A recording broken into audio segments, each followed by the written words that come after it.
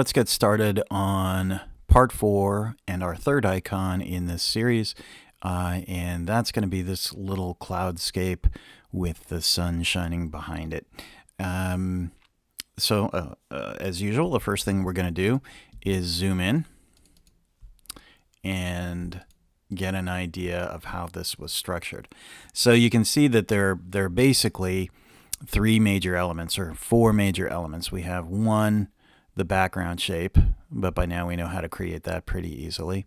Two, we have the cloud itself. And if we look at how this is structured, it looks like it might be a series of circles that have been united along with a rectangle somewhere in there to square out the bottom. Okay? And then we have the sun, which is in two parts. The first part is we have this circular ring with a notch cut out of it. And then we have the rays radiating around the center of the sun. So even though this one looks pretty simple, it's actually kind of complex. The background is easy, the cloud is pretty easy, but the sun is a little more challenging. So why don't we go ahead and get started. The first thing that we're going to do is work on that cloud. All right, so we'll just go to our ellipse tool. Starting at the lower left-hand corner, I'm just going to hold Shift key down and create some ellipses.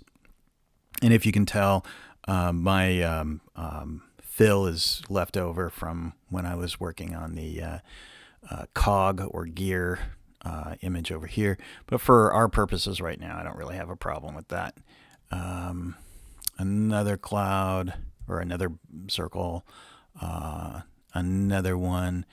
And because I want to make sure that this one is aligned to the bottom of the other one, I'm just going to Option Shift, drag this over here, and then scale it down using the Shift key from that side.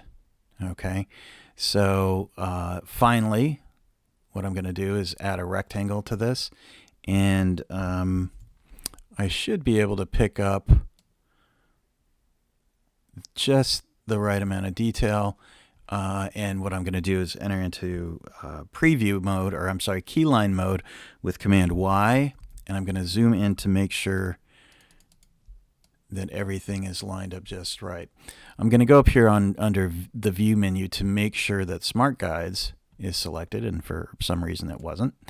And that way, I'll be sure to make to know when these objects are linking up in just the right way. Okay, so it looks like those are all good to go. So now I can just select all 5 of those little objects and go to my Pathfinder tools and unite them. Okay, so now if I do a Command Y, then I can see that that's all one nice shape, and that's our goal. All right, so the next part, and it is a little more challenging, is to do this sun. All right, so how are we going to do that? It looks like the first thing that we want to do is start off with the circular ring right now, and so we'll do that obviously with another ellipse, and we'll try to get that as close as we can. And it doesn't have to be perfect, but we should try to get it as close as possible. And that's probably pretty good there. But we want to be able to have a pretty good indication of how big that stroke should be. So I'm going to change the fill to null, and I'm going to change the stroke to black for now, just so I can see what I'm doing, and make the stroke bigger until it's just about the size that we want it. And it looks like 3 points is just about the right size. All right, so later we'll come back here and we'll cut this out, but right now we need to have the center of this object intact, and I'll show you why. What we're going to do is a pretty neat technique using the rotation tool, where we can sort of mathematically rotate these around an object as many times as we want. And it's pretty neat. And you might have reason to do that if you're creating any kind of wheel or sun shape or gear or anything where there's an object that repeats in a pattern radiating around another object center. I know that's a mouthful, but bear with me. I hope this makes sense. So the next thing we're going to do is I'm going to create one of these rays. It doesn't have to be perfect. And under the stroke editor here, I'm going to give it a rounded cap. And importantly, I'm going to make sure that it is aligned vertically or horizontally to the center of my little ring here.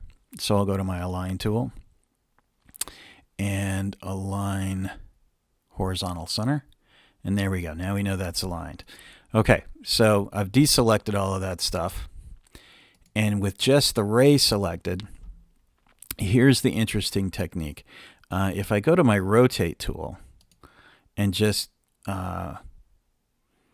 click and drag, what that's going to do is it's going to rotate the object around its own natural center. I hope you can see that, right? And in this case, that's not really useful. But what we can also do is we can click and drag and relocate that center. So now if we rotate, we're going to rotate it around wherever we move that center to, right? Which is pretty useful. So we could, in essence, move the center to the center of this other object and then rotate around that object, right? So that's kind of what we want to do here. But there's an even cooler way of doing that. So I'm going to undo that. And with just this object selected, I'm going to go back to my Rotate tool. And this time, I'm going to hold my Option key down. And if you look at the cursor, when I press the Option key down, there's a little ellipses or 3 dots that shows up when I hold that down. And that's an indication that something else is going to happen when I click my mouse. So what I'm going to do is hold the Option key down and find the center of that object. And when that's illuminated with my Smart Guides, I'm going to go ahead and click. And what that does is opens our Rotate dialog box. And one of the powerful things about this is that we can use math in here. So if we know how many degrees there are in a circle, and we do, that's 360 degrees, we can actually put division in there, and then by how many objects we want rotated around the center. So it looks like we're going to have a total of 8 objects. So we want to put an 8 in there. And then instead of hitting OK, and we can preview this, instead of hitting OK, we can hit copy, right? And so it's going to make a copy rotating around this center by 360 divided by 8, which is 45 degrees.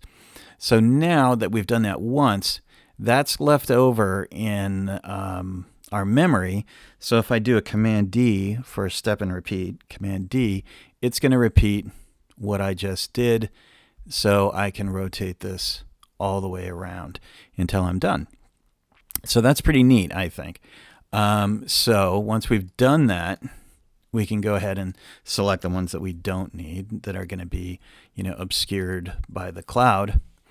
And then here, we want to get rid of this little guy. So what we can do is select it, and then we're going to go to our Eraser tool.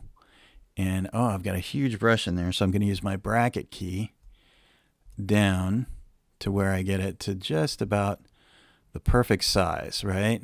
And that's just, I'd say about there.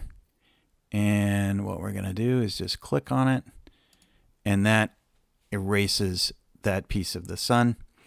And now if we go in with our Direct Select tool, we can remove that segment. Okay, and if we want to, we can go back and go to the stroke editor and also cap that stroke. So we're almost done, and I know this one's complicated, but because if I scroll down, we want it to look like this in keyline mode, we need to go through a simple operation where we convert the simple stroke to a shape. So with all of those selected, we can go to Object, Path, Outline Stroke. And now, if I do a Command Y, you can see that that's closer to what we want it to look like. Okay? So, what we're going to do is what we've been doing, where I select all of those objects. Well, let's do our background object too while we're here. So I'll go to my rectangle tool and start over here. Hold the Shift key down. Bring in the corners. And then I'm going to select all of this stuff, deselect my background, and move this off the canvas.